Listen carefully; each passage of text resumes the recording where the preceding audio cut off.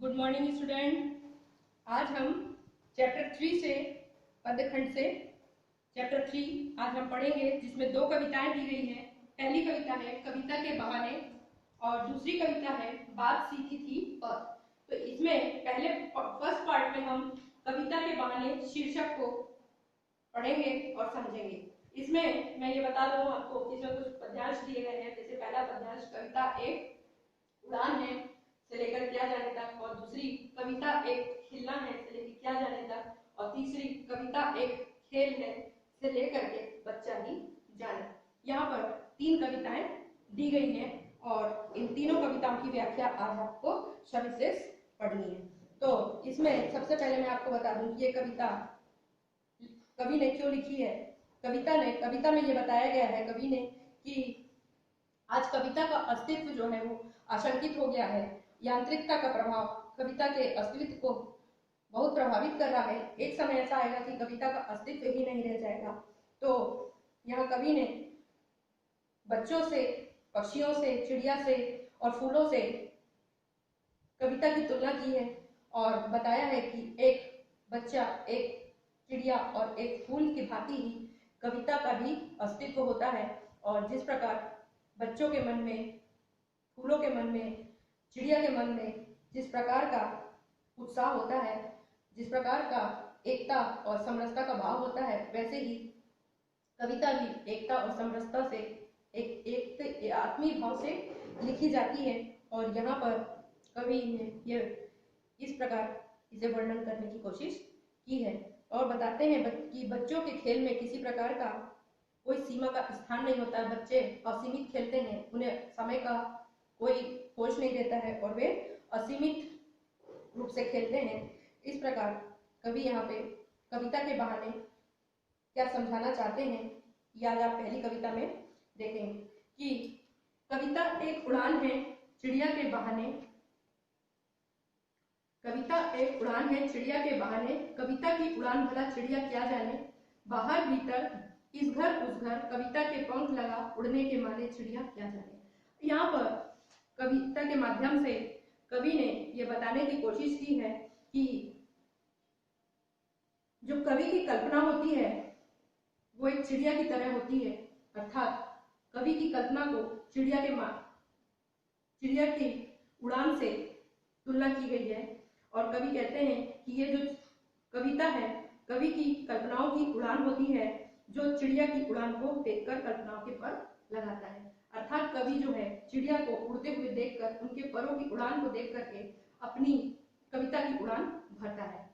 तो चिड़िया कभी एक घर जाती है, कभी दूसरे घर जाती है। चिड़िया की उड़ान को असीमित बताया है कि चिड़िया की जो उड़ान होती है वो असीमित होती है और कविता की जो उड़ान होती है वो असीमित होती है। और यह वह कवि की भावना कल्पना के पर लगाकर अनंत आकाश तक, कभी घर के अंदर तो कभी बाहर, संसार को छंदबद्ध कर देती है। अर्थात कवि की जो कविता होती है वह पर लगाती हुई, चिड़ियों के पर के समान पर लगाती हुई, कभी एक घर, कभी दूसरे घर, कभी घर के अंदर घर, कभी घर के बाहर, वह कविता अपने भावनाओं से, अपनी कल्पनाओं से सारे जगत को छंदबद्ध कर देती है। इस प्रकार कविता की उड़ान को चिड़िया क्या जाने, अर्थात किस प्रकार कवि ने अपनी भावनाओं को कविता में व्यक्त किया है, इसे चिड़िया क्या जाने। तो यहाँ पर आपको पहली कविता समझ में आ गई होगी कि चिड़िया की उड़ान की तुलना कवि ने अपनी कविताओं में उठने वाले विचार और भावनाओं से की है। अर्थात हम कह सकते हैं कि चिड़िया की उड़ान को देखकर, चिड़िया के परों में कितनी उड़ान है उसे देखकर कवि अपनी कविता की में भावनाओं और अभिविचारों को भरता है। आगे देखें सेकंड कविता। कवि ने यहाँ पे जो कविता लिखी है उसको आप बुक में भी ध्यान देंगे। कविता एक खिलना है फूलों के बहाने, कविता का खिलना भला फूल क्या जाने। बाहर भीतर इस घर उस घर, बिना मुरझाए महकने के माने फूल क्या जाने। यहाँ पे कवि ने जो फूलों की जो तुलना की है वह कवि के कविता के माध्यम से यहाँ पर फूलों के महकने को यहाँ पर समझाया है कि किस प्रकार फूल खिलते हैं और कवि उन फूलों को देख करके अपनी कविता में उड़ान भरता है, अर्थात अपनी कविता में रंग भरता है। अर्थात कवि की कविता जो होती है वह भी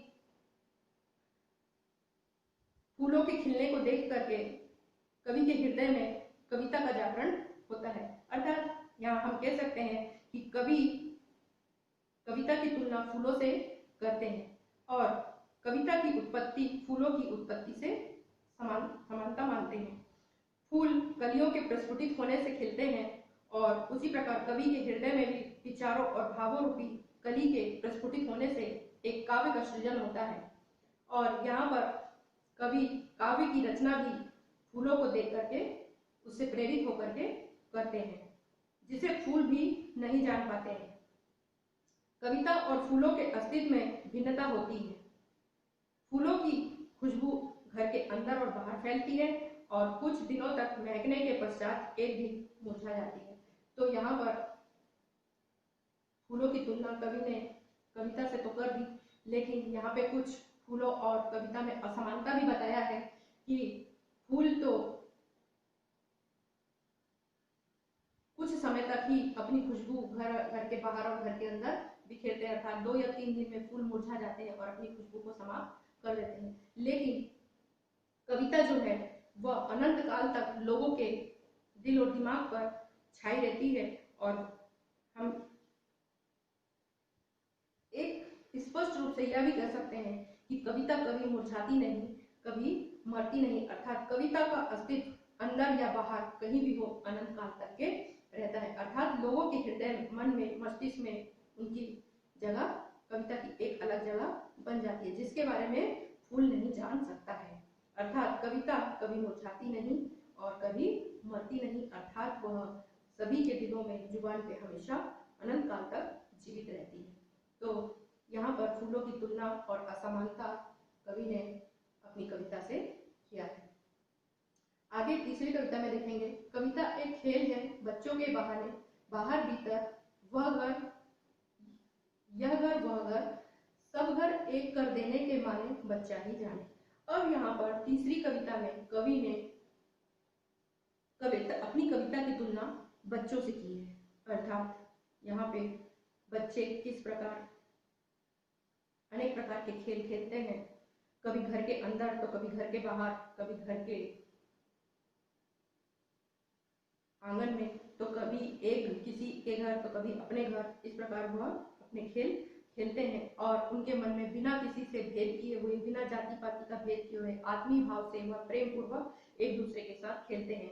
इसी प्रकार कवि भी अपने शब्दों में, अपने विचारों में, अपनी कल्पनाओं में प्रेम और आत्मीयता का आनंददायक काव्य का सृजन करता है और काव्य की रचना करता है।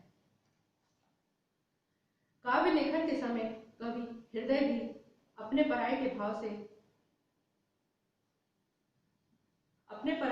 से रहित होकर सिर्फ एकता, समता और समरसता का संदेश देते हुए काव्य का लेखन करता है। ऐसी समरसता और अपनापन के भाव सिर्फ बच्चे ही जानते हैं, कविता बंधन मुक्त होती है। तो यहाँ पर कवि ने बताया है कि किस प्रकार बच्चे प्रेम भाव से, आत्मीयता से, बिना किसी से भेदभाव किए बिना खेलते हैं और एकता का संदेश देते हैं। उसी प्रकार कवि भी अपनी कविताओं में एकता, प्रेम और आत्मीयता का संदेश देते हुए कविता का सृजन करता है और लोगों को एकता का संदेश देता है।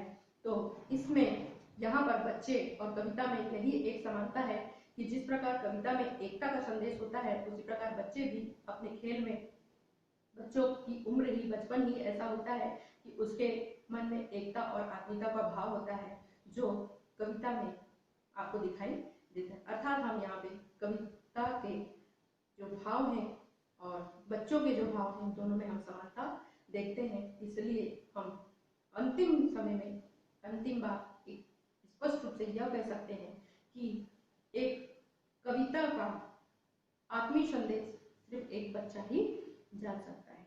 तो यहाँ पे तीनों कविताओं का अर्थ शायद आपको समझ में आ गया होगा।